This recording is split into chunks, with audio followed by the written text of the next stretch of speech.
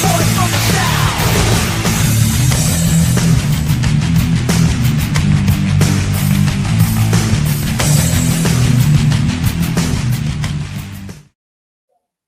what's up? Welcome to another episode of the Fins Paper Podcast.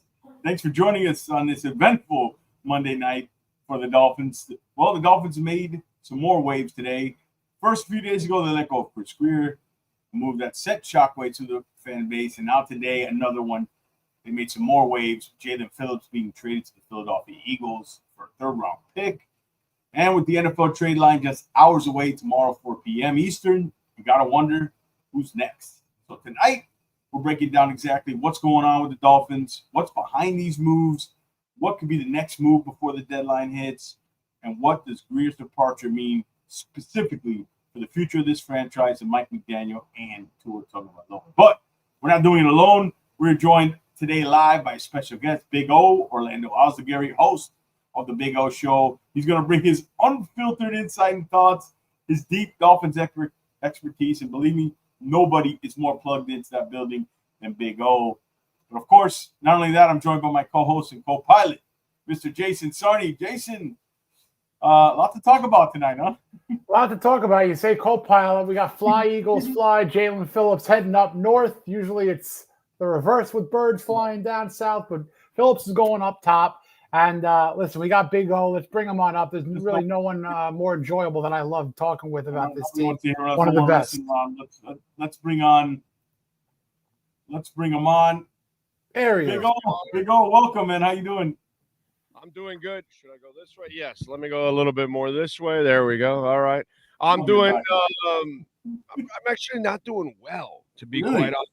And I am in the darkest of darkest places I've ever been with this franchise. Oh, boy. You're not alone, Big O. Yeah. It's I tweeted it out today.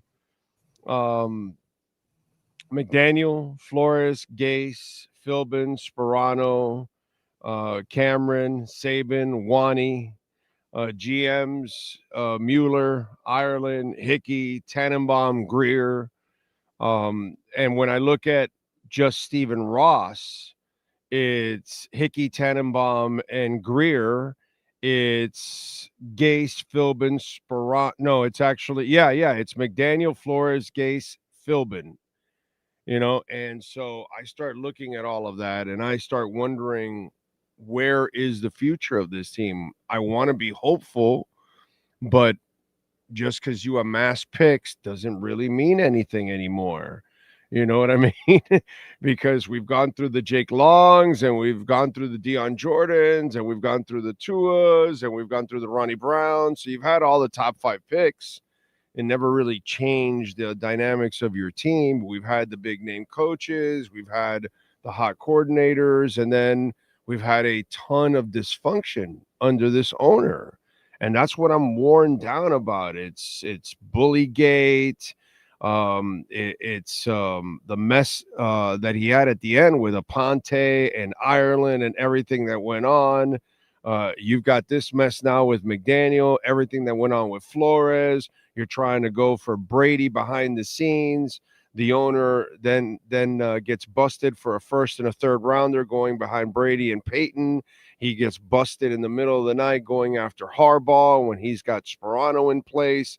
It's just there's so much dysfunction, and it doesn't matter who the GM is because the owner's doing this all behind the scenes, no matter who the GM is. And so it's just really, I'm at a point where I don't know if we have the owner at all that can fix this. And we're at a point really where we're all counting on dumb luck. We're not counting on any kind of skill. We're not counting on anybody that really knows how to build. He's had it for 15 years. Okay. And remember back, and I tweeted this out in 2011, we're talking about a guy that had Jets paraphernalia in the Dolphins pro shop until Armando Salguero took a picture of it in 2011, and that went viral. And then him and Mike D, his president then, had to take that out. Like, why would you even put it there? You know what I mean? So these are the things that if I start to look at his tenure, the orange carpet, like, how in his 15 years, the best looking thing he's done in 15 years is having J-Lo on the orange carpet. It's better looking than any seasons he's ever produced. So it just, that's where I'm at, a dark place that I'm in the abyss now, is where I'm at with the Dolphins. And it's really, really difficult right now to kind of see through the trees. I don't get excited because you got a 3rd round pick. That doesn't do anything for me. Yeah. I know you got 3 of them. So what are you going to do with them? Doesn't matter to me. You know what I mean? I've been through all of this crap that you've had a bunch of picks and all that kind of stuff. So that's where I'm at, sadly, Dolphin Nation. And, I'm still going to Madrid. It's not like I'm not going to go to Madrid. That's not a bad place to go, regardless. Yeah, it's right. I'm going to enjoy myself and all that. There's plenty of tickets available, by the way. And I'm buying a ticket. I could go as a media member, but I have no interest going as a media member. I'm going to go and sit. And that's the one trip that I planned all year. And I'm still going to it. I'm still going to watch the team. But I want to know where the light at the end of the tunnel is. I don't want to know about this fictional light about, oh, we're going to hire the next guy. Oh, we got a bunch of picks. Yeah, I've seen that before. Who's cooking? Who's doing all the decisions? Who's, coaching? Who's going to be the quarterback and all that kind of stuff. Yeah, we're going to get to all that. And to be clear, everybody thought this could be a soft reset. No, this is a clear rebuild. This is all over again. We're doing it again. This is the 2019. It's you mentioned. Oh, I think you said it perfectly. Well, I said it was going to be a bad year, but I didn't think it was going to be this bad. Did. You nailed it. I mean, you were kind of talking people on the ledge and trying to tell people, Well, because Jason, I looked at the roster, dude. The roster was so thin. I looked at it. You have no secondary, and I knew, knowing Weaver, that he's not going to figure crap out till the second half of the year to make chicken salad out of whatever you give him. And if you notice, it's starting to look like chicken salad. Now, the defense is coming around because it takes him a while. Last year, he had no pass rush. This year, he has no secondary. Then he has 3 young defensive tackles that have to learn how to play the damn game. He's got linebackers that I really love for blitzing and against the run, but they're not great in coverage. So that he's got all these deficiencies that I saw. And then I looked at the offense, and then I looked at the coach. And that's where I laid it all on the head coach, that if you're going to get into the playoffs with this kind of a roster, you know who you need? You need Mike Tomlin. Because go look at that Pittsburgh Steelers roster. It ain't that good. And yet look at their record. And they find ways to win and all that. You need a great coach that can kind of patch things together. That's not who Mike McDaniel is, dude. So when I looked at that, I said, of course, this is going to be a bad season. Now, I didn't think it was going to be an absolutely horrific season. Okay. I was trying to be nice by 7-10. I didn't think it was going to be this bad. I was a little off on that one, actually. You know what I mean? And I was already a bad guy for telling people it was going to be a bad year, but I didn't think it was going to be like this. Yeah. So. And you mentioned, Tomlin is a guy I love. He is a fabric of a head coach. He's everything that Mike doesn't have. I mean, right. He's everything. And we'll get into Mike and Chris. But you mentioned the Phillips trade, the 3rd round pick. Let's start there with the news of the day, and we'll kind of get into the rest of the stuff. Did you expect the move? Were you surprised? Did you like the return? I know you said 3rd round pick, but it's probably the best they were going to get. And they ate the money. Well, they bought the pick. Yeah. They paid over $5 million for the pick. Yeah. They did what the Browns did when they bought that 2nd round pick a few years back. That's what they did. They bought the 4th round pick for Ryan Tannehill. Yep. The 4th rounder. Yeah, it was the 4th rounder. They paid a portion of the salary to make sure they got a 4th rounder in return, because Stephen Ross doesn't care about the money. So you do that and you get the pick, in return. At first, I only thought Chubb would be moved, but that's with Grier in place, firing the coach, moving Weaver as the interim, shuffling things, trying to save his job. So I would think only Chubb would be the guy that would be out there. But then once you made this really awkward change, which nobody fires the GM before the head coach, it's so stupid. But this is Stephen Ross. It is what it is. And so now this guy Champ just makes the move right away, because now you're trying to acquire as much as you can to try to make yourself as sexy as you can for the next candidate, and that's what they're doing. Yep. They added another third rounder, and they're making themselves sexy. For the next candidate, because here's what's something that confused me. I want to get back to the Phillips thing, but you mentioned that for the next candidate, it's funny. Ross is publicly letting it out. Oh, we love McDaniel. We want him back.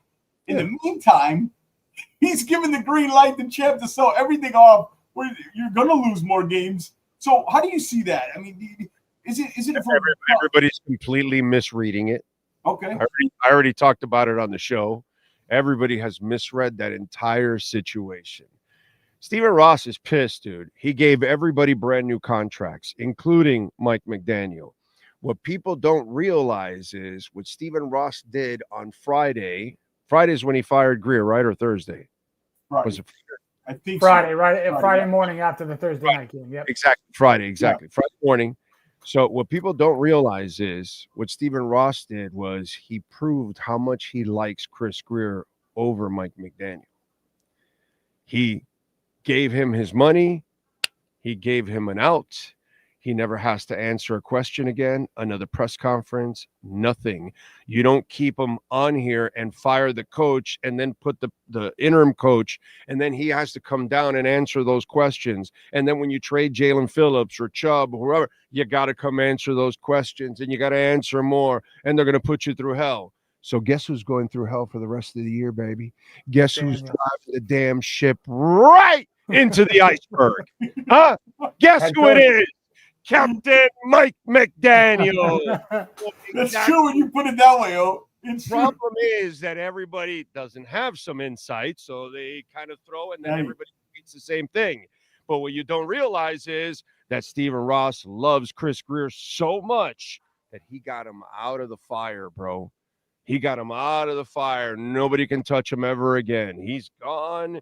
He's disappeared. Never has to answer a question. Never has. Now, Mike McDaniel, you saw his miserable ass on the podium today, and you'll see it the next day. And then when they lose again, and guys are making their vacations, and he's got to carry, and then he's got to travel to Madrid and back. I win. I go with my wife, and I'm going to have some fun.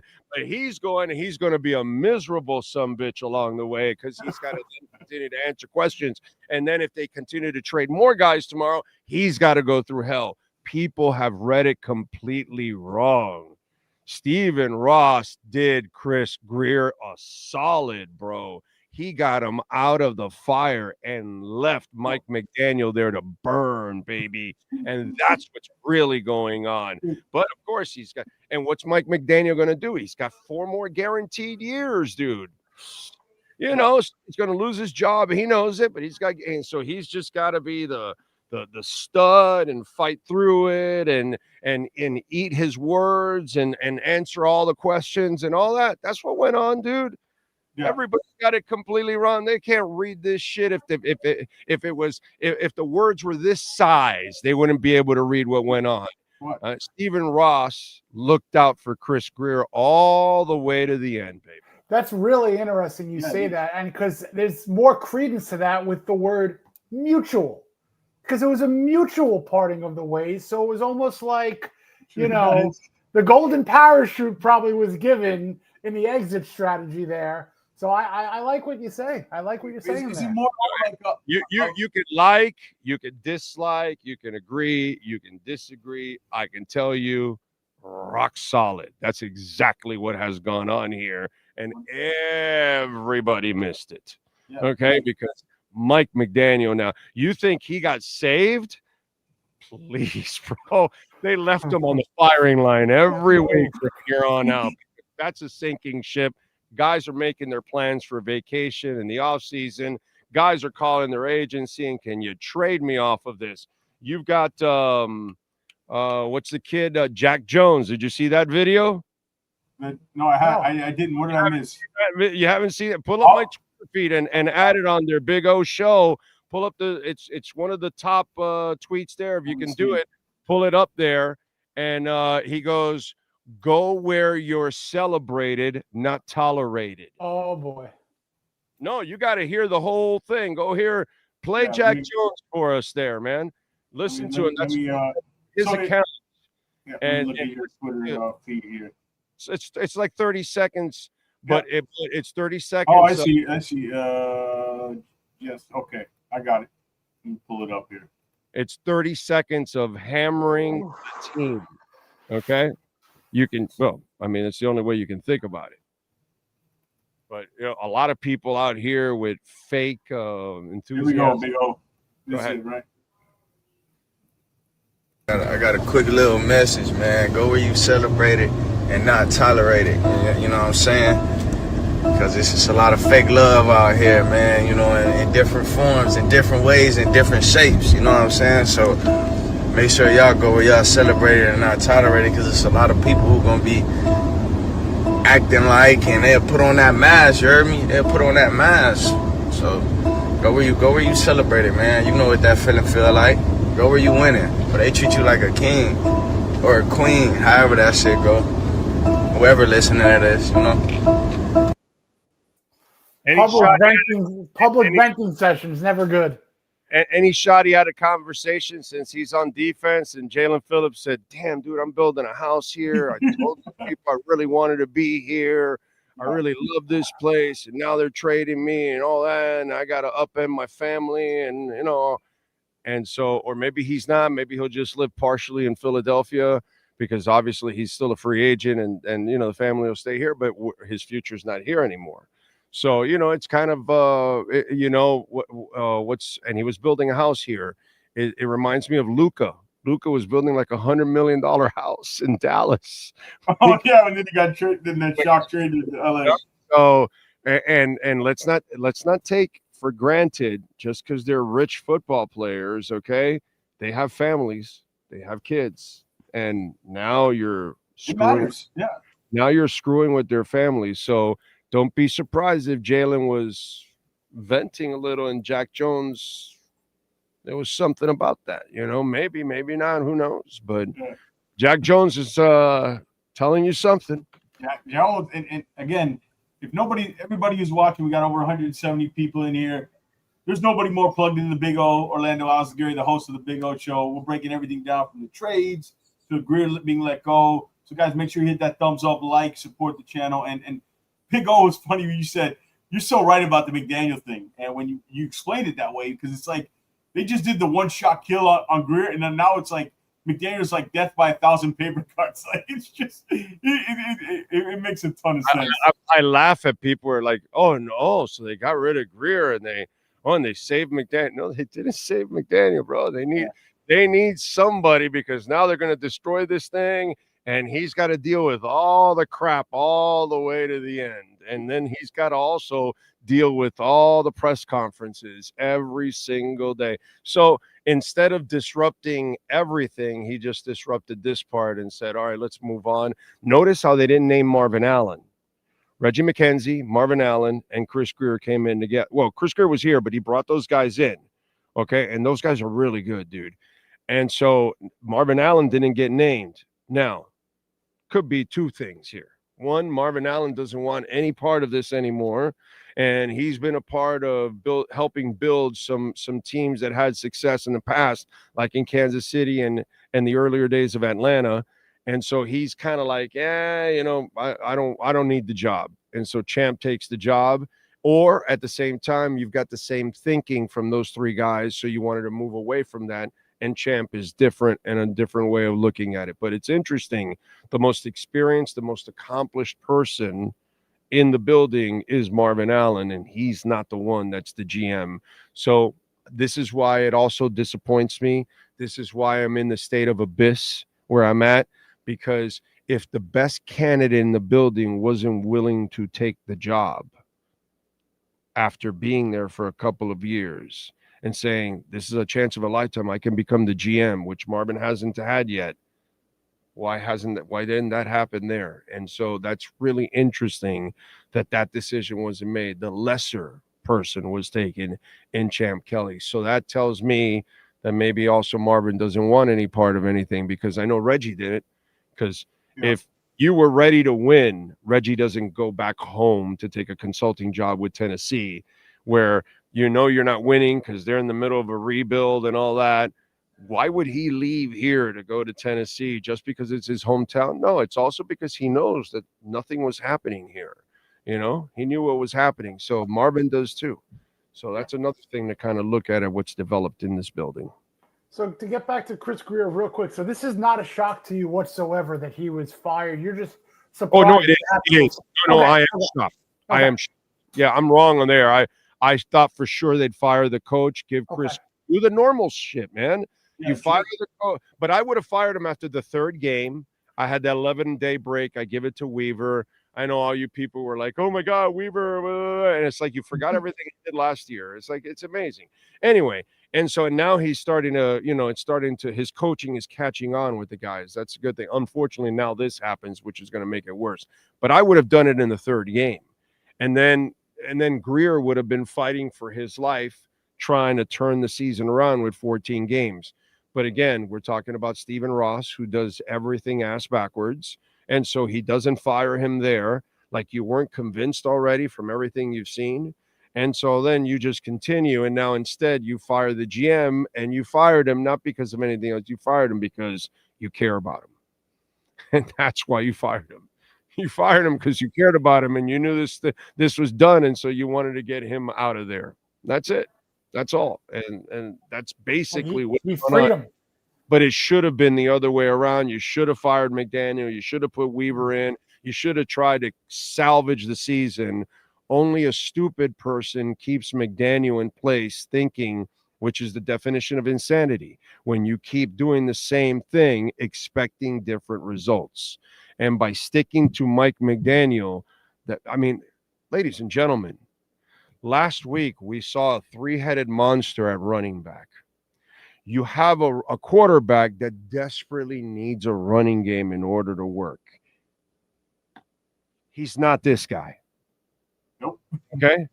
All right? I watched this guy. He can do it without a running game. You didn't win shit, but you can do it without – you can win some games, entertain, get some stats, but you weren't going to win shit because you never win shit without a real running game, without a defense and all that other stuff. That's another conversation.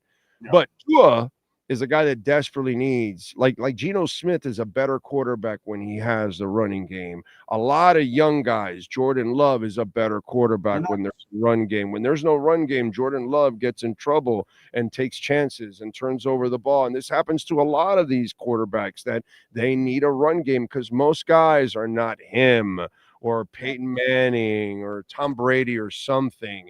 You know, those freaks can, get by and help you out, but you need it, right? So the three-headed monster, you started even with Jaelan Wright in the first quarter. He came in. Everything worked. Now you're on a short week, and your idiot coach decides, no, we're going to elevate Taj Washington. We're going to bench Wright, and we're going to go into a physical matchup with two running backs because, of course, injuries never happen, and you're only going to need two guys. I mean, why do what worked last week? That doesn't make any sense. Why am I going to do that? I'm Mike McDaniel. So this is what we're dealing with. This is a guy that cannot compliment any of his players. He's just a terrible coach. Yeah. So when you have stuff like that go on, it's just unacceptable, man. And you said that I call those guys aircraft carriers. The Josh Allen. There's only a few of those guys on one hand that can do it without those things. But again, I think this was ultimately the last thing that got Grier let go. Is you see what Tua needed. The running game, play action, the ball handling, the things he does with his timing. Big offensive line, a big running game. Tua can pick you apart. A tight end. But that's also this moron a couple of weeks ago is up 17-0 using the tight end. And all of a sudden you can't find the ball for the tight end in the second half and you lose the game.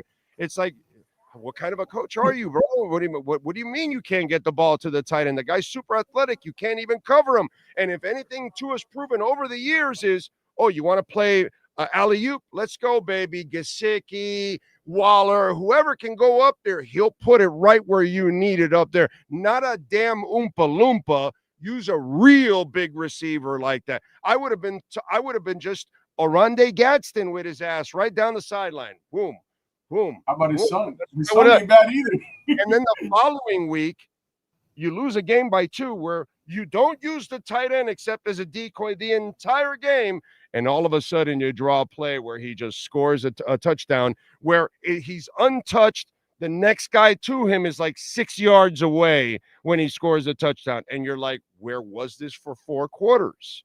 So you can never win with a clown like that on the sidelines. Yeah, Never. you mentioned, and you Never. mentioned, but also I put it on McDaniel too, because when he came in, he goes, no, guys. He ran to I watched 7 nights in a row video of Tua throwing the ball. We don't need the offensive line, guys. We need weapons. Let's go get the fastest, most skilled position player. And that was on Mike. Mike can't be left out of blame there. But it falls on Chris because Chris shouldn't have let it happen. That's and in hindsight, as much as I'm a fan of Chris Grier, and I think he can find talent, but unfortunately, the way they manage and mismanage the talent and his coaching, but hiring the wrong coaches killed him absolutely, and catering to all his coaches instead of actually creating his style of team and saying the coach has to fit this kind of style. That way you're not, oh, every time you change a coordinator, all this, that, you have to then change pieces, and that just doesn't fly. Like, let's say Rob Hunt. I was wrong. I agreed with most everybody else on, oh, man, you can't pay a guard $20 million. But we learned that the year later, that was just the start of where guards would be paid. The real good ones are going to be paid $20 million. So we had to do it. And if you have a Tua, of course it behooves you, dude, to keep the best offensive lineman so you can keep people off of him so he can actually pass the damn ball. But see, that's where it falls on the GM. It falls on the head coach for not putting a lot of stock in guards and thinking that you can, that's a position that can be transient, which is just ridiculous. So, these are all mistakes. And guess what? It's cost them all their jobs. That's it. Yeah, it has. How would you sum up Grier's tenure here? I know you've been a fan of Grier, right? You like Chris. Yeah. Failed. How would you sum up his tenure? I know a lot of fans got a sour taste in his mouth, but he's been a part of this organization for a long time. I'm personally happy he's gone. But I get it. Yeah. I get it. How would you sum up his tenure here, Chris? It's failed, dude. Failed. Like everybody else, like Saban, like JJ, like Wanstead, like Cameron, like Flores. Everybody's failed here. Everybody's failed here. Winning 9 or 10 or 11 games or just getting into the playoffs or whatever. You've been doing that for 30 years here, man. Everybody's done that. Nobody could get past the first round. That's just kind of what it is. You barely win a first round game here on average. So nothing's changed here for 30 years. That's what people haven't figured out. You've had a slew of GMs, like I told you, Mueller, Ireland, Hickey, Tannenbaum, Grier, and all of them at one point or another had a season where they won 9 or 10 games or whatever, big deal, or they got into the playoffs and they did nothing. So the same kind of failure that has gone on with Chris Grier has gone on all the way back to Shula, to the back end of his run, to be quite honest, because Jimmy Johnson was getting absolutely embarrassed in the playoffs. Okay. And he wasn't any better. He at least found the defensive players, but that's about it. Outside of that, he was a joke in the playoffs, and he pretty much made it impossible for Marino's end. So Grier has failed like everybody else has failed here for 30 years. Unfortunately, that's just, nothing's changed, dude. It's just the faces and the names change, but the results are the same. You're not a winner. You don't win in the playoffs. You don't go deep in the playoffs. You don't win any big games. You never beat the best teams. You never do that under Jimmy, under Wanstead, under Cameron, under Philbin, under Flores, under McDaniel. It doesn't matter who it is. Under Shula, you were getting pushed around by the Bills in the early 90s. It just has been this team for 35, 40 years where they're constantly getting pushed around and they fail in big moments. They choke in big moments. That's who they've been. So Chris Grier is just a part. He's just another part of the train of failure that's here. You just added another cart. And now we're going to add a next one, and we'll see if that one becomes something special one day. Yeah. So everybody, I see a lot of questions thrown in the chat. We'll get to them towards the end of the show. We'll get to some of the questions if it hasn't been answered. Guys, make sure you hit the like button, subscribe, hit the little bell, support us. We got Big O, Orlando Alzugaray dropping some knowledge. host of the Big O show. No, nobody's more plugged than the Big O. I'm telling you. I've listened to Big O, and he's usually not wrong, man. And by the way, I see Kosa there because he goes on our show there. He says Kosa? Big O not stop pissing in Waller prior to the season. Now Darren is a keystone. He only played a couple games. He was injured before and injured after. He's useless, bro. I'm just saying that at the moment. See, that's the problem with some of you. You don't really understand English. You're not listening. Like at the moment when he was actually healthy for a couple of weeks and playing, use him. And McDaniel didn't use him. You know what I'm saying? But a guy that got signed and got injured right away and was out for the first month of the season, and now he's out again. Yeah, dude, he is exactly what I said he would be. A guy you can't count on. So, give me a break, bro.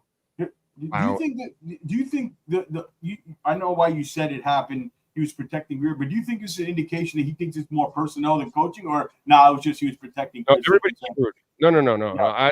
I think Ross has figured out that everything failed. Everything was wrong. Yeah, it failed. Everything has failed, dude. Everything has failed. And by the way, he contributed to it too because he took away a first and a third rounder from his own team. Let's not forget that. Okay, the owner took away a first and a third rounder from your team. So, that doesn't help either when stuff like that happens. It's not like every owner in the NFL is doing that to their teams. It's only this one. This is the only guy that's been busted twice trying to get a coach. I mean, that says it all. Peyton looked like in his defense, it was going to be the right decision. Peyton's doing wonderful things from Denver.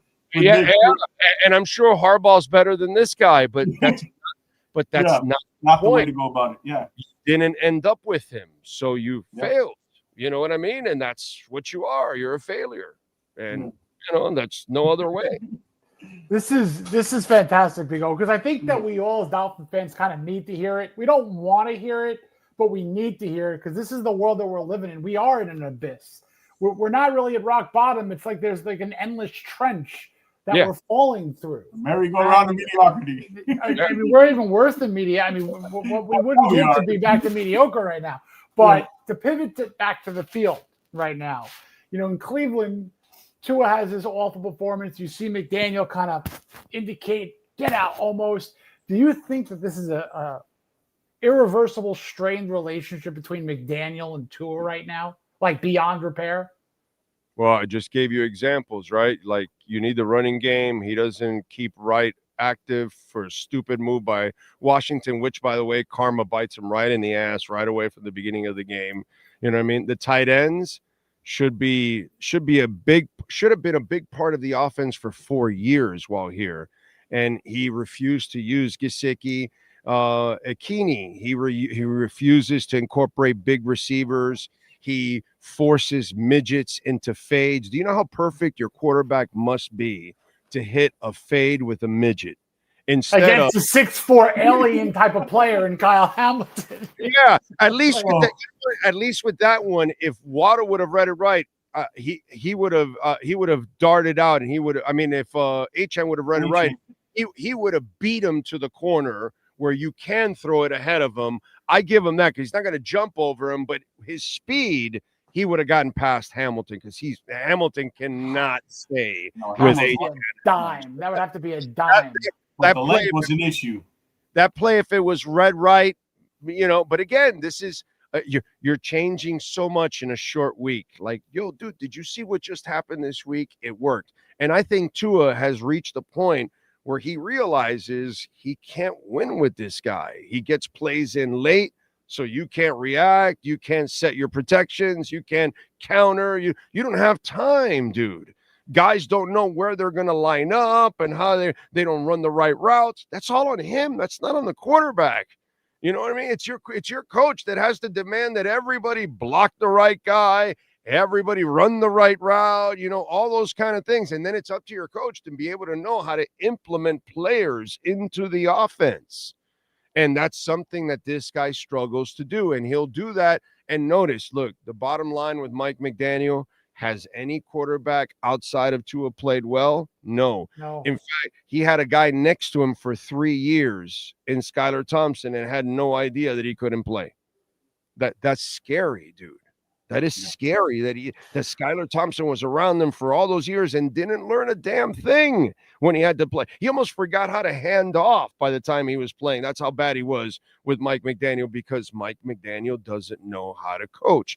He's the guy that knows how to he knows all the ingredients in the kitchen, and then you can give it to him, but there's no way to make a great meal. He's going to screw it up like I am. But, that's the beauty of being a Sean Payton, a Sean McVay. You've got to know when to use every weapon that you have and how to use it and how to counter and all those things. This guy doesn't even know how to counter. You guys have seen it over and over again. When they figure him out, he panics. He panics when he bends the running game when he's down by 7. That's what I said in this last game. I go, let me see how he does when they're down by 10. And then we had 4 carries in the second half. You said it best. He's a guy, who I always say, he's got good run concepts. I love your ingredients analogy. He's got one really good ingredient, but to bring the rest, he has no idea. And the meal comes out over-flavored in some ingredient. And his concepts are basic. He doesn't have the fabric, like I said. He is good what he was in San Fran. If you watch Andy Reid, he developed McNabb.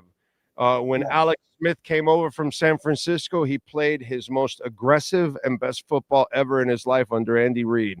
And then he gets a Mahomes and he develops him. That's what a quarterback, guru is. Go look at what Shanahan is doing right now. He's winning with Mac Jones. You know what I mean? He's winning. He's finding ways to win in different ways with his team, and it's injured like crazy. We don't have a coach here. It's not. We need like an Eric Spoelstra right now for that team, and we didn't have an Eric Spoelstra. No. How do you explain the regression of Tua this year? Because there is a regression. I think so. On tape, you see, I watch a lot of the film. His greatest thing we said on the show is throwing guys before they're open. He's waiting now. He's not comfortable, and also maybe the hip. Is there a run game? No, true. But the arm looks weaker. Is there a running back that scored 20 touchdowns? Well, no. Okay. But is Jackson healthy? Because it's Larry Borum. Okay. Right. I mean, well, I don't know how you could get in a rhythm when you have a line that gives you only 2 seconds. Okay, that's fair. I don't know how you get a rhythm if you don't have a running game that then the linebackers know they're not on their heels, they're on their toes, and they're coming downhill at you, and they're able to flood everything. It's just he has regressed. There's no doubt he has regressed. I agree with everything you said. I blame it all on the environment that he has around him. Sure. He has had from the day he got here, he literally had a coach that hated him. And now he's got an incompetent coach. So I don't know, dude. I don't know how you win. You know what I mean? Again, if Skylar Thompson came out and played well, or any of the other quarterbacks, did Ewers come out and just light it up or something? No, he looked, dude, he didn't even address Ewers when he came off the field. Yeah, I remember that was crazy. And do you know why? Do you guys know why? Because Ewers is the front office pick. His pick is the MILF monster. So now you heard the report. Now Zach is back in the saddle again, since maybe the front office is out of the mix. So now he's back, yeah. So I leave it to you guys out there now. Who do you side? The front office and Ewers, or the dumbass head coach and the MILF monster? No, huh? That's a great point. That's a great point. I was surprised because they had claimed that this was the hand-picked guy, Zach Wilson. I was shocked that they went that he was active that game. Ewers was, anyways. But let me ask you this. Oh, back to the point where I just do think there's a so stubborn. He's going to force Zach into that square peg. Oh yeah, the MILF monster. Can't wait. Go ahead. I'm sorry. Oh no. The thing, I agree with your points about Tua, the running game, the environment around him, but he looks. Because remember when he came out, it was like 5 or 8 years this guy's got with the hip before it could start. He just looks weaker to me. Like maybe he's an old 27. You know what I mean? The regression.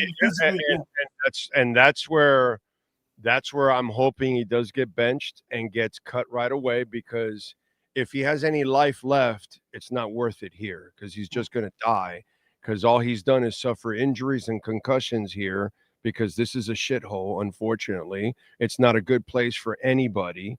No quarterback wins here. No team wins here. No players have success here. No coaches have success here. No GMs have success here. We are the Browns. We are the Jets. It's what people don't want to, a lot in the Dolphin Nation. You don't want to face it, baby, but you're the Browns and you're the Jets.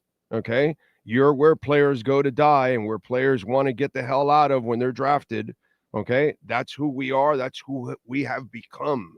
So I'm happy for Jaelan Phillips. He doesn't have much of a shelf life in his existence. You and I know that. He's very injury prone. Now he gets a chance to win a championship before he, checks out or whatever, or gets a chance to showcase his skills. And now he might look a lot better with Jalen Carter and the boys around him. You know what I'm saying? So, it's just like Tua. When you look at Tua and you give him an offensive line and you give him a tight end and a real running game, all of a sudden he's going to look a whole lot different like he did in Alabama, but he's never had that here. He's never had what Drew Brees had in New Orleans. You know what I mean? And so he's taken a beating. He's taken concussions, and maybe he has lost a little bit from it. Or maybe he's also being very protective at this point, because he's also reached a point saying, I need to kind of take care of myself so when I get out of here, I have a chance somewhere else. Who knows? We'll see. But what I do know is I'm not going to blame players anymore. I'm going to blame the organization, because the organization never has success. Yet players will leave. And dude, Ryan Tannehill, who sucks in my book, okay? This is a guy that's a game manager on his best day. If the Dolphins were a legit organization, they would have had a legit coach like Vrabel, would have looked at the guy and say, oh, you're Ryan Tannehill. You can't carry us. So this is what I want you to do. Hand off to this monster and throw to that monster every once in a while, and make sure you make 2 or 3 throws for me. That's all I need you to do. The line will do the job. The defense will do the job. Derrick Henry will do the job. You just go along for the ride. Ryan Tannehill ended up in the AFC Championship game. Did he do that here in Miami? Why? Because in Miami, they don't even know how to compliment mediocre quarterbacks like Ryan Tannehill. But here's a guy in Tua that led the league in passing, led the league in touchdowns, led the league in yards, led the league in completion percentage. Just like this guy led the league with a whole bunch of other stats, but we didn't compliment him. So he didn't win anything. When he went up against San Francisco, he looked like he was a minor leaguer. Why? Because San Fran was a real team. He was with Mickey Mouse. So, until this organization starts having success, like example, just in this town, do Miami Heat players have more success when they leave, or do Miami Heat players have more success when they wear a Miami Heat uniform, gentlemen? Yeah, when they wear a Miami Heat uniform. They excel, don't they? Yeah. Yes, exactly. Because that's an organization. And the Dolphins are a bunch of losers. Oh, we need our Bill Zito. We need our Bill Zito. We need our Bill Zito. We need our Bill Zito. We need our Don Shula. We need our Thomas. We need our Young. We need our Beathard. Those were the 3 guys that really built championship teams. Those were the GMs you want. Ladies and gentlemen, those are the GMs you want. Young left to the Giants. Oh, shit. They won 2 championships with Parcells. Beathard left, and he had success with the Falcons, and San Diego went to the Super Bowl. So, it's interesting how, when Shula lost his personnel people, he was never the same again. He was a great coach, but making terrible personnel decisions. So I blame the organization. I don't blame the players. That's why Sam Madison leaves and wins a championship with another team. So now that you mentioned the GMs, I mean, everyone's naming and throwing out their wish list. Who's going to be the next GM if it's not going to have Champ Kelly stay? Do you have a wish list? Do you have someone that you would want to see come on in and start fresh? Who's your candidates? I have none. I haven't even, I'm telling you, I am in such a dark place. I don't really care. You know what I mean? Because we have an owner that will meddle and screw things up constantly, no matter who the GM is. And so I don't know who it's going to be, and I haven't even bothered to look at it. It is so early. They're not interviewing anybody. The seasons aren't over yet, so I don't know who's finished with a great season, who failed, all that kind of stuff. I just don't know right now. I don't have enough information, and quite honestly, I'm brutally honest as always, I haven't even bothered to find out. I don't really care right now. I am so pissed at the team, at Stephen Ross. Think about this, ladies and gentlemen. And Dan Marino said it. Dan Marino said that logo is his baby. He'll never let it go. Big mistake. And the biggest insult that there is for a Dolphins fan is that we all know that whale is not our logo. The logo is the original one, and in different versions over the years, from up until the 90s, and it's cool, whatever. But that was our logo. He knows we want it. And as bad as things are, the guy can't win, the guy can't provide, and he won't do that because he wants to keep his money grab, which is the dead whale. And so, that's all you need to know. That's the slap in the face of Dolphin fans. He comes in, he changes our logo, but he doesn't change it and bring a winning attitude. In fact, he brings an embarrassing, a tidal wave of embarrassment with him over 15 years, and changes our logo on top of all of that. And he could give us that at least, so we can have our own personal victory plus our logo back. Nah, instead, he's going to keep his money grab, and that's all you need to know about Stephen Ross. Yeah. He doesn't care about the fans. You mentioned Champ Kelly. We're going to get into the trade deadline now tomorrow in a minute here, but you mentioned GM candidates right now. You don't even care. You haven't even looked into it. But do you think Champ? I think he's going to go on a little resume building here in the next 24 hours, right? I think he's going to try. Do you think is there a possibility they stick with Champ, or you think it's definitely somebody outside the organization? Let me ask you something. Yeah. What he just did now, was it resume building? No, that's a fair deal. But I mean, is he going to try to No, it's not a fair deal. You just went and bought a third-round pick for almost $6 million. That's not. If you weren't going to re-sign him, that's nothing. No, but what I'm saying is, it didn't take. He didn't make a fleece of a deal that people were saying, wow, this guy negotiated a hell of a deal. There's no fleece. They were probably offering a fifth rounder, and then they said, well, we'll pay this. Oh, well, you'll pay that? Well, okay, we'll give you a fourth. Okay, well, we'll pay that. Okay, now, if you want to pay all of it, then we'll give you the third, That's probably what ended up happening. I think if they would have gotten the Jets third, that would have been. That was their Hassan Reddick deal. They had 2/3. Jason, they had 2/3, correct? The one was from the Jets from Hassan Reddick. That would have been a high third. That would have been a very high third. This one's going to be 96 or 95. By the way, can I say something about Chris Grier? Yes. In this offseason, you can say what you want, but he did you a favor by not investing any more money into Mike McDaniel, by mortgaging the future. In fact, he ended up saving money in the trade with Pittsburgh. He ended up getting 2 draft picks in 2 different trades for the future.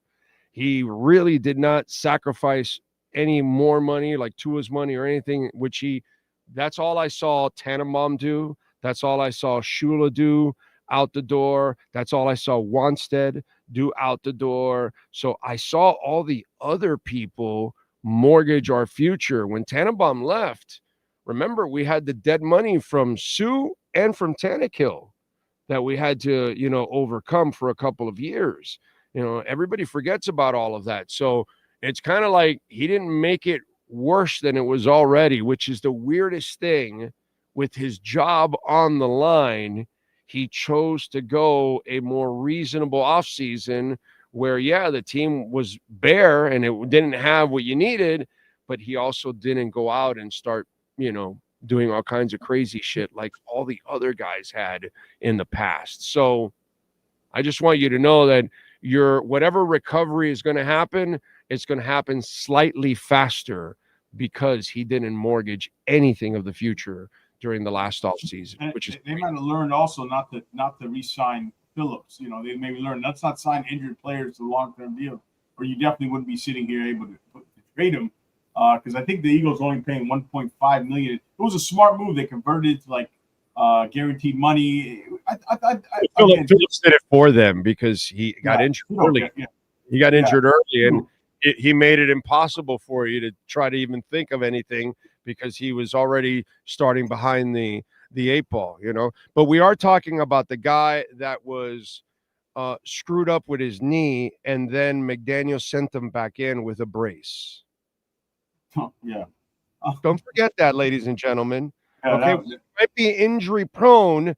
These fucking morons, okay, knowing an injury prone player was limping, they put a brace on his ass and put him back out there on the field. And I told his dad when I met him last year, I said, that was illegal, what they did. Okay. I know you're not going to comment on it, sir, and I'm not going to ask Jaelan Phillips about it because he was there, and I could easily be a dick and go up to Jaelan Phillips and ask him. But what the Dolphins did last year was inexcusable to Jaelan Phillips. What this coaching staff and training staff did to put that man back out on the field, that's when he got injured. Okay. Or if he was injured before, and you put a brace and put an injured player out there, then double shame on you, Miami Dolphins and training staff. So make sure when you talk about Jaelan Phillips, and yeah, he had his own injury situation, but the Miami Dolphins created one for themselves when they made that stupid decision. And again, another example why the Miami Dolphins are the Miami Dolphins. And I hope Jaelan Phillips wins a Super Bowl this year. You got a good shot. All right, let's talk about the deadline. Even quoted when he real quick, Jaelan got to Philly. They're interviewing him. He said, "There's no other team I'd rather play for." That was a direct quote an hour ago. So that's another shot. Hey, Jason, let's set us up here. Cap's got a question. Set us up with an updated draft capital. Right now, and this is before any potential compensatory formula or whatever. Right now, the Dolphins have a first, a second, their own third, the Houston third, the Philly third. So there's a trio of third rounders. And then they have a fourth, a fifth, and a seventh. We're not in the sixth right now. I don't want to get into the whole Darren Waller or the Holland compensatory formula. Let's leave that out. They got five in the top 100. They have 8 picks at the moment, 5 of them in the top 100, which is not bad. But who's buying the groceries, though? As I said, who's going to buy the groceries? That's going to be who's coaching? Yeah, who's correct. Coaching. And who's developing these guys? Who's the food? Who's the executive chef? You can have a championship defense, but if once they can't figure out the offense, what do we got? You can have a championship quarterback, but if your coach can't get a defense in a running game, what do we got? You know what I mean?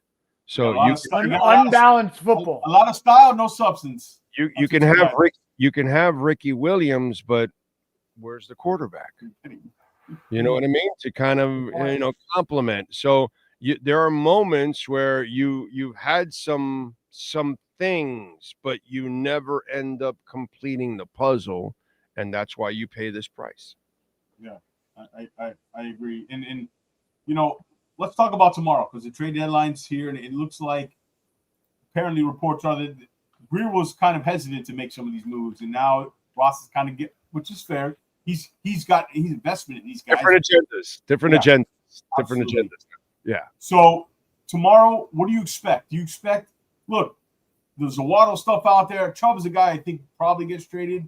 Rasul Douglas. What do you think happens? Can we see a surprise move, like a sealer? Something like that, or is it no? So what do you think actually happens? Do you think they're going to be more active than we actually think? I think maybe Chubb. I don't think the Waddle thing is. You have to give me a first. I need. And you're paying him a large salary too on top of all of that moving forward. What would it take for you, O? What would it take for you to move off Waddle? I don't want to move off Waddle. You want to keep him. You need if the Giants offered you a first. I mean, so you're gonna play with nobody next year? You guys want to get rid of everybody? Like then what? So you're not tuning in. Find receivers. You got Malik Washington and Taj Washington. I think you can find wide receivers. You got to think about this, okay? You're going to get rid of you want to get rid of these guys. Then who are you watching next year? Like you're not going to have anybody. What, you're going to have a bunch of rookies? That's not going to get you anywhere. Have you not learned your lesson with that? I mean, wait, I'm sorry. Some of you guys out there thought that the entire rookie class this year was going to save you and put you into the playoffs, right? I mean, insanity is doing the same thing over and over again. So no, I would like to keep Waddle because I think you need a damn wide receiver. And by the way, you're not paying anybody anymore. So you're only going to be paying a few people. So you're about to unload Tua in the offseason on June 1st. So you're going to unload that salary. What more do you want? You got to have something, dude. And by the way, if you draft a young receiver, who's he going to throw to? Here's the thing. I think that's one of the easier positions to find, the wide receiver position in the draft. And I understand you might not be as good, but where were you going with Jalen Waddle anyways? By the time we're good, Jalen's going to be a 28, 29-year-old speed receiver. Who says we're going to be good, dude? Not by the time they're good. In 3 years from now, let's say when. But I don't think O's confident in 3 or 4 years they're going to be good. You're going to be. That makes my point even stronger on it. I'm just right. Did you say that in 2022, in 2019, in 2017, 2015, right. 2014? Right. But even if they do it right, it's going to be 28. 2009, you said it. You said in 2007. I mean, No, I agree with you. But if they do, I'm saying best case scenario. You got to have some entertainment. You got to. So you're going to watch next year with no chance to win games. Like you're not going to have people that can score points. You don't want to keep Waddle and Achane around. Winning important next year. Is winning games numerically important next year? You don't want to be competitive at all. So there's no chance of. So you don't want to build anything. You just want to keep turning over. Like you want to be the Marlins of football. But do you think they're going to be good regardless next year? No. I don't think they're going to be good at all for several years, my brother. They are stuck now in the abyss. They're about to release Tua in the offseason on June 1st, and they will take 2 major cap hits this season and next season. That is going to cripple them. Plus, I don't even know what coach they have and what GM they have, and they're all in a rebuilding mode. So we're on the same hamster wheel we've been on. So you have no idea what you're going to have. So you're not going to have any talent. That's weird. I don't get that one. No, it sounds like if we both agree they're not going to be good, and we can disagree on this. If we both think they're not going to be good next year, the entertainment value of a Jalen Waddle means what to the organization's long-term future? Be competitive in a game? If without Jalen Waddle, if you let's say you part ways Jason, with break the tie here. The perfect you end up with the number 1 pick, okay? And you draft the Indiana kid, which is the guy I would take at number 1. Okay, so you take the Indiana kid, all right? And you got rid of Waddle now. So now he doesn't have a veteran receiver to help out the young quarterback, which could detriment his development. If anything, that's when Waddle's going to be the most important. You've got him under contract already. So if you do get rid of Tua and you draft the Indiana kid or whoever you draft, he's going to need a receiver, doggy. And the rest of the guys are not like Waddle. I'd rather keep Waddle here, dude, because if I am going to draft a young quarterback and you're piling up picks now, which will allow you to move up and all that and put yourself in that position, I got to keep Waddle, dude. No, I agree with you. Waddle and Achane are 2 guys I'm going to need for my young quarterback. Yes. I agree with you. I don't want to give, but if somebody overblows me with a deal, a first and a third, a high first for Waddle, I would do it. Now, I think that's where we disagree. I don't want to get rid of Jaelan by no means. That's not what I'm saying. If they're freshly exiting the Carter, okay, and they went to the Enterprise and got high, and Nino Brown fed them some stuff, then they're going to make. Ain't nobody giving you. Wow, we're going New Jack City over here. That's. I think that's where we're confused. That's my point. If they give the Giants, if they're gonna have a top 8 pick, I'm taking that deal. It's what I'm saying is, But my point. But dude, the Giants have Malik Neighbors. They I'm can't. just going based on the reports that say they're interested. I don't know if it's true or not. Just because we're stupid doesn't mean they have to be stupid. And you know what? Think about it. Why would the Giants owner let those guys trade a top 10 pick? Because I don't think those guys might not be around. The Giants, the Bills, the Patriots, these are rumors for Waddle. And just not going to break the tie here, but I'm going to throw my own little sprinkle on the Waddle scenario. If any team wants to trade for Waddle, they're getting a decently contracted guy for 3.5 years with an out. So to me, that screams multiple picks from a managerial standpoint. Like if you're giving nearly a half a decade of a player entering his prime to a guy like Jackson Dart, if we're using the Giants example, so next year he's going to have Malik Neighbors.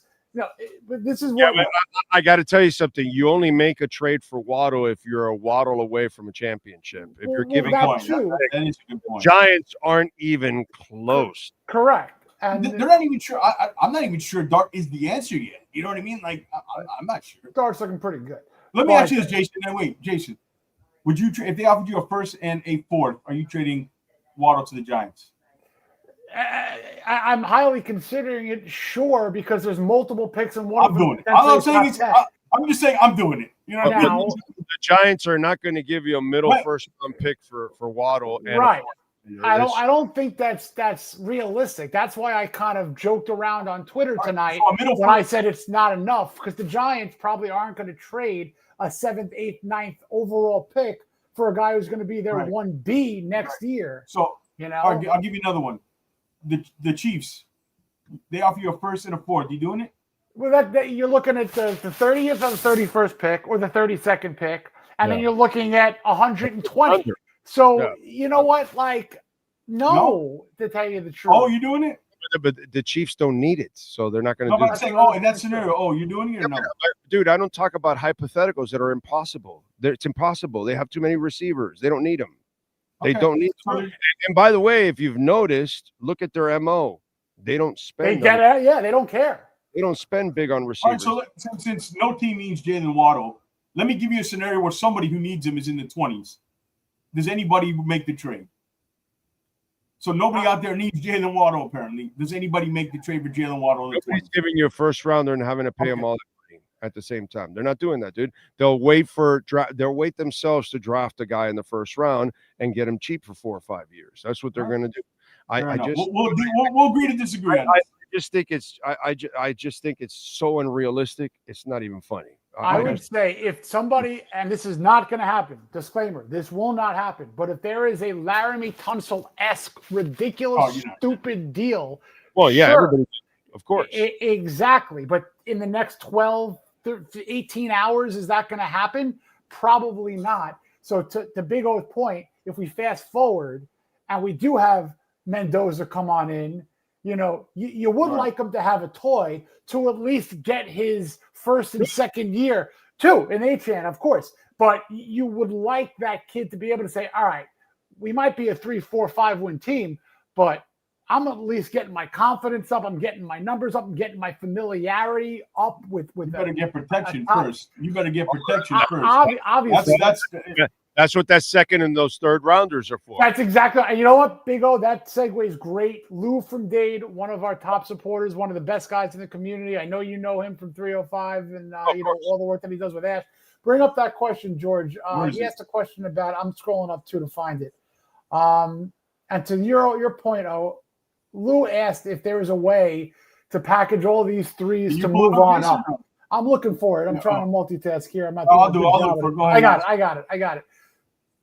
All right, so to answer your question, Lou, I would not want to do that because that's been, I think, the problem. Look, Grier trades up and he gets out of the 3rd and the 4th round to pick Jonas Avainaya, which is a Hindenburg move because the player wasn't right at the moment. And you get out of rounds where you could have gotten a corner, a safety, a tight end. I mean, you could have built roster with second and third and fourth round picks. Third and fourth round picks, I should say. Only thing I got to laugh when you say tight end, and we have a coach that doesn't know how to use a tight end. So. Which is weird to me, and it's a whole other thing because coming from San Francisco, GM, and it's like, yo, dude, I'm paying Gesicki $11 million. Can you use some bitch, please? And he's like, doesn't use it at all.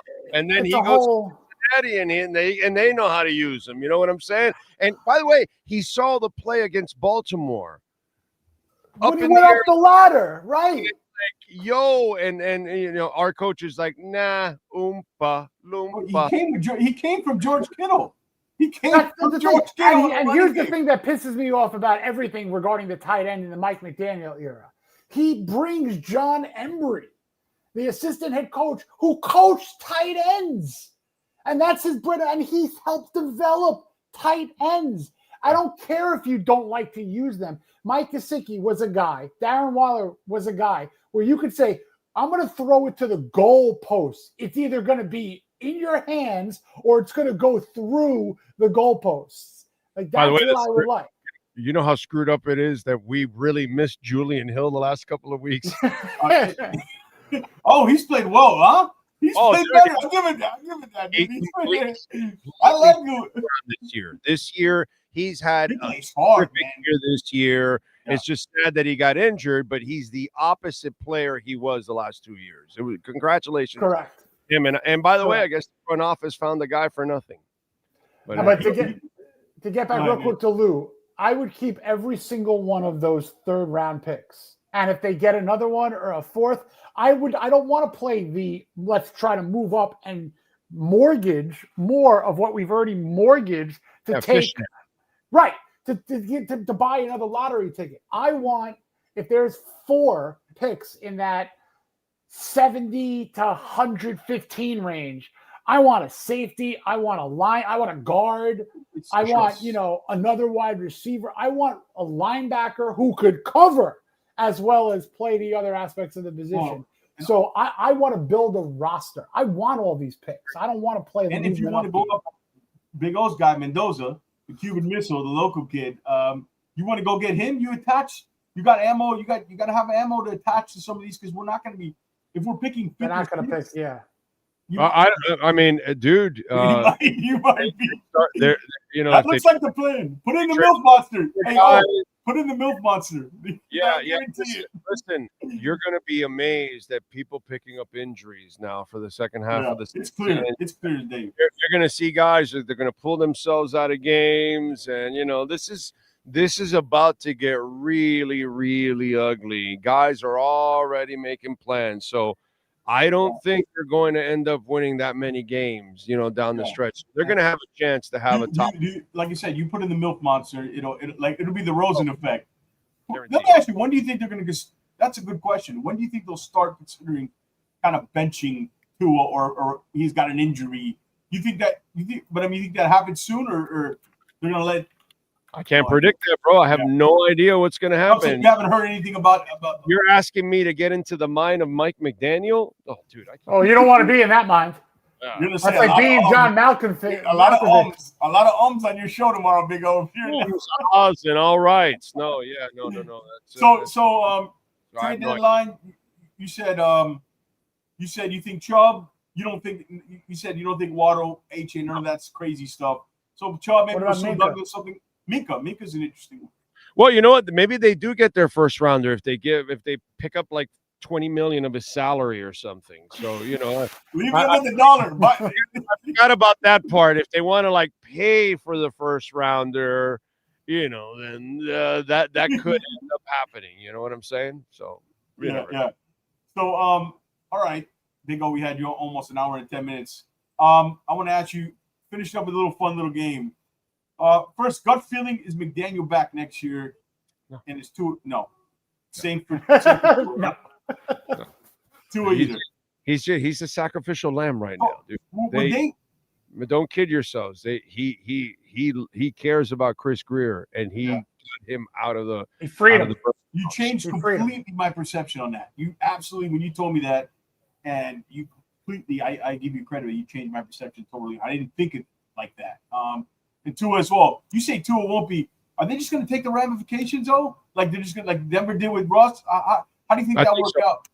I think so. Rip the Band-Aid off this next year? I think it's a whole turn the page type of thing and a fresh start, because whoever you hire as general manager and coach, you're going to give them the mulligan that, hey, we understand you got to take these cap hits over the next 2 years and building your team, and we understand that, yada, yada, yada, and all that kind of crap.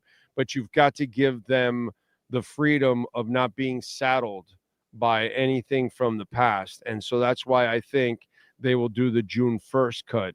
If they do the cut with Tua, it'll be the June 1st cut.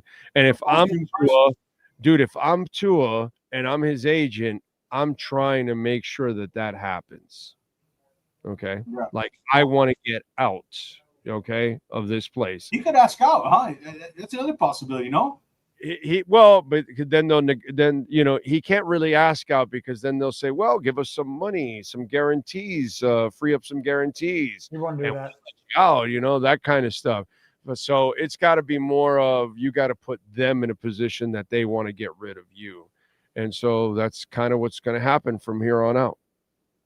Yeah, I agree. I mean, I think, I just think Ross, and another thing is, Ross is crazy if he thinks, he'd be crazy to hire a general manager and think that he could just keep McDaniel. There's no way you can. No. No way. Yeah, I believe you. Yeah. I'll tell you what. People can say a lot of things. I listen to your show. I'm a big fan of yours. I grew up listening to you. You're one of the reasons why I do this. I got inspired by you, to be honest. So we had a little back and forth. I'm actually like proud. I'm like, I went back and forth with Big O, man. Like, I can put it on my book. What I'm saying is, when you say, usually your record's pretty good. People can say whatever they want about you, but what I love is two things that you do. You brush it off and you don't care, and you're usually right about those things. And that's like to the point where I go, damn, they talk about the draft. Damn, I don't want spoiling it for me. I know what he's gonna do. I know what they're gonna do. It's just funny.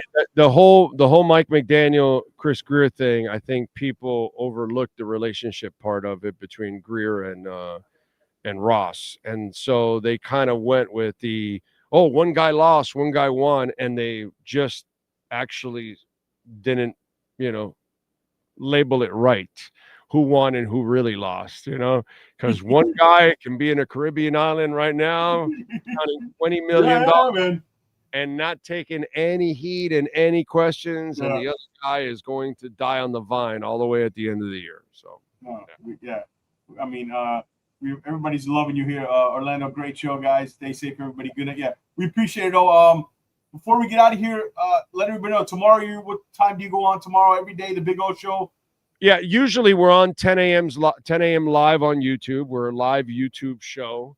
Tomorrow we're at Hialeah Casino, so we're on at 2:00.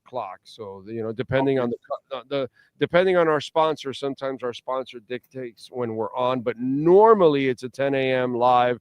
But if you subscribe and you hit the notification bell, you'll always know when we go live. And obviously we do our Dolphins pre and post game shows and the depressing Miami Hurricanes post game shows too. We do that too. Ooh, man, what happened there? What? I was never on record. Jason, I never liked Carson Beck. Never liked him. No, but I blame Mario more than anything else. Okay. Actually, Carson made a couple of throws in that game. I know. Bailed them out, but Mario did some stuff and he coaches in a way that, it's just way too conservative, dude.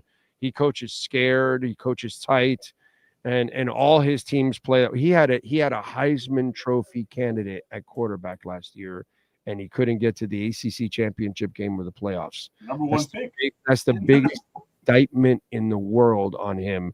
And now he got another guy, and he's not going to be able to get to the playoffs again or the ACC championship game. It's a bad look for him, man. For the coach. I have a fun wrap-up question. Now you brought in a little hurricane here. Yeah. And we'll play a little odds maker too. I love when Jason what are the odds that one day the Miami Dolphins and the fan base will welcome and bring back home Jason Taylor as some sort of a coach, whether starting his NFL coaching ladder as a defensive coordinator or maybe even a future head coach? What are the chances? Does he want to come? I don't know how good Jason's going to be at that. I have to see him climb the ladder and be that guy. You know what I'm saying? So I know he has the fire to be a coach. Yeah. Look, John Elway couldn't find a quarterback. It's a good point. Dan Marino was given the opportunity to be a general manager, and I was there in the Senior Bowl when he did it, and he did it for like 5 minutes. Yeah. He ran. He was the Abe Simpson gift. He went in and he went out right away. He ran from that job faster than Usain Bolt. Okay? And Dan Marino never ran for his life ever, even when he was playing football.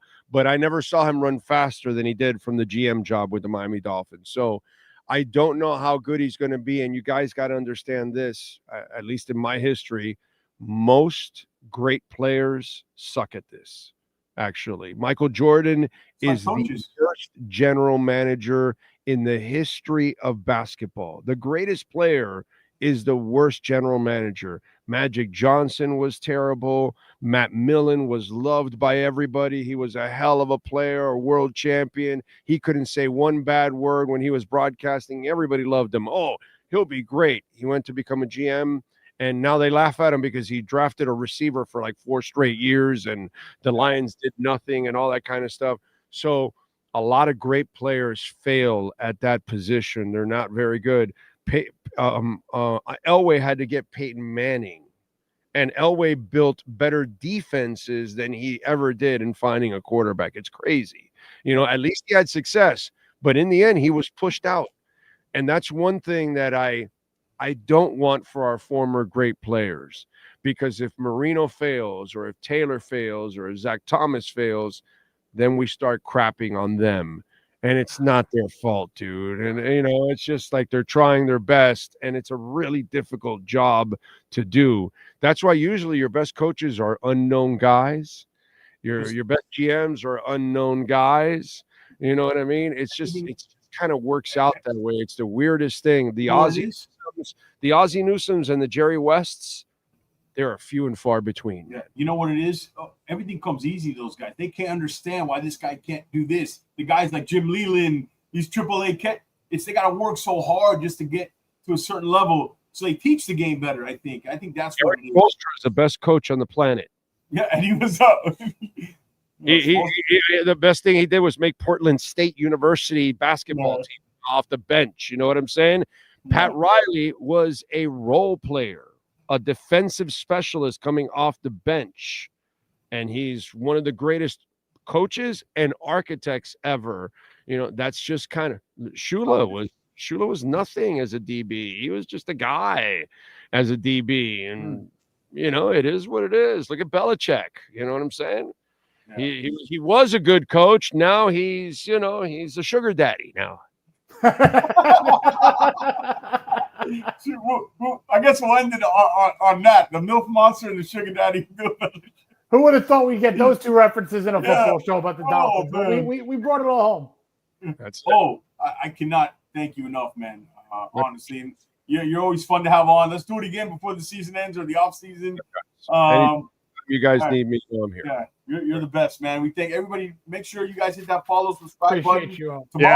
Follow us on YouTube at the Big O Radio Show. So please subscribe and hit that notification. Hit that notification. 100%. Subscribe to our show. Subscribe to Big O Show. The notification. That's why I try to get the listeners hit the bell, the notification, so you don't have to worry. You catch us when we go live. So we appreciate you guys. Trade deadlines tomorrow. We'll see what happens. We'll see if we have to go live, maybe or not. Just stay tuned to our social media. Catch us tomorrow, 2 p.m., right? Oh, you guys are live 2 p.m. tomorrow on the Big O Show. All right, so for Big O, for Jason, for myself, everybody, have a safe night. Talk to you later. Fins up, guys. Fins up. Take care. Fins up.